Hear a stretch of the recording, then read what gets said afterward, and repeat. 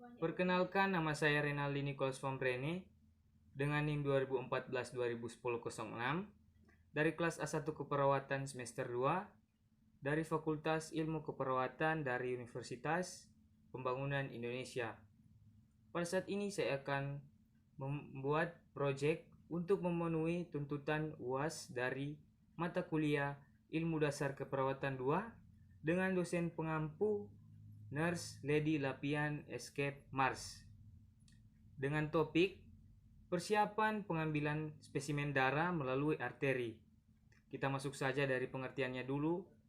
Darah adalah cairan yang terdapat pada semua makhluk hidup yang berfungsi mengirimkan zat-zat dan oksigen yang dibutuhkan oleh jaringan tubuh, mengangkut bahan-bahan kimia hasil metabolisme, dan juga sebagai pertahanan tubuh terhadap virus atau bakteri.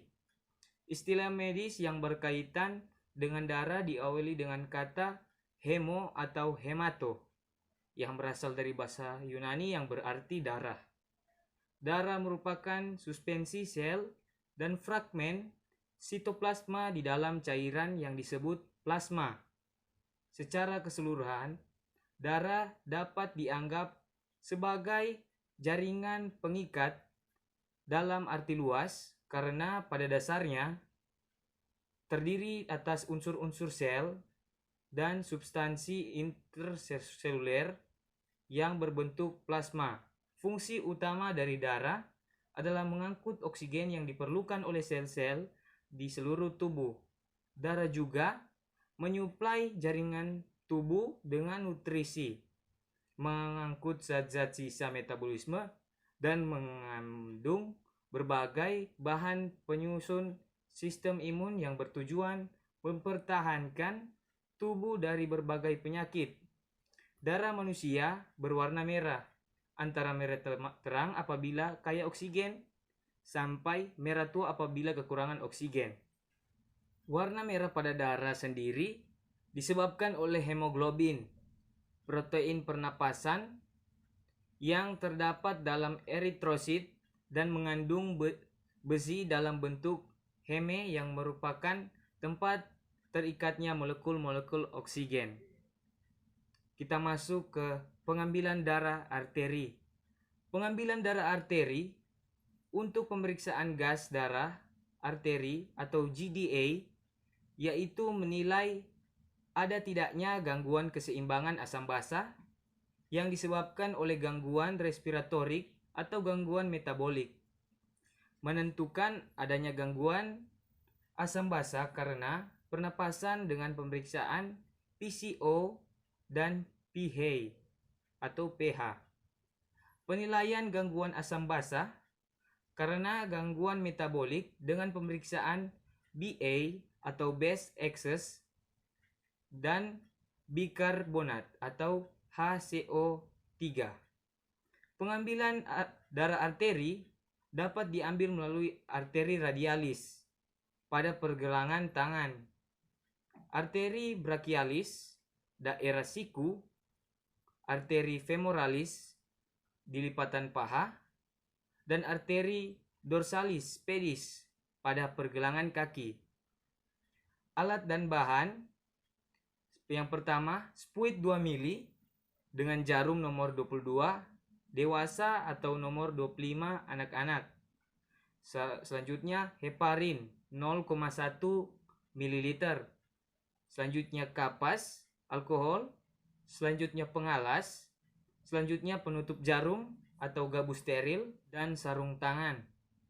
Selanjutnya kita masuk ke prosedur kerjanya. Prosedur kerjanya yang pertama adalah cuci tangan. Kemudian setelah cuci tangan, jelaskan kepada pasien tentang tujuan dan prosedur yang akan dilakukan. Kemudian kenakan sarung tangan. Lalu pasangkan pengalas di bawah bagian yang akan ditusuk. Kemudian masukkan heparin ke dalam spuit, dispo atau suntik. Lalu raba arteri yang akan ditusuk, misalnya arteri radialis, brachialis atau femoralis. Kemudian jika arteri yang akan ditusuk sudah jelas teraba, disensik area kulit yang akan ditusuk dengan kapas alkohol. tusukan jarum dengan sudut 45-60 derajat. Jika jarum masuk tepat ke dalam arteri, darah akan keluar tanpa spuit diisap dan warna darah yang keluar adalah merah terang. Setelah darah terisap sekitar 2 mili, tarik spuit dengan cepat. Tekan bekas tusukan jarum dengan kapas alkohol sekitar 5-10 menit. Tutup ujung jarum dengan penutup atau tusukan pada gabus steril. Rapikan pasien dan bereskan alat. Berikan etiket pada spuit yang berisi darah tersebut dan masukkan ke dalam wadah yang berisi es. Kemudian lepaskan sarung tangan dan cuci tangan. Lalu kirim sampel darah ke laboratorium. Sekian materi dan cara serta prosedur dan langkah-langkah tentang mengambil spesimen darah melalui arteri. Sekian dari saya, terima kasih. Baiklah, sebelum saya tutup video ini, saya ingin memberitakan kabar baik buat teman-teman sekalian yang mau melanjutkan pendidikannya ke perguruan tinggi atau sedang mencari tempat kuliah, bahwa Universitas Pembangunan Indonesia atau UNPI sekarang sudah membuka pendaftaran bagi mahasiswa baru pada tahun ini. Kampus Universitas Pembangunan Indonesia memiliki 6 fakultas, di antaranya adalah 1. Fakultas Keperawatan, 2. Fakultas Pertanian, 3. Fakultas Ilmu Sosial dan Ilmu Politik, 4. Fakultas Hukum, 5. Fakultas Teknik, 6. Fakultas Sastra.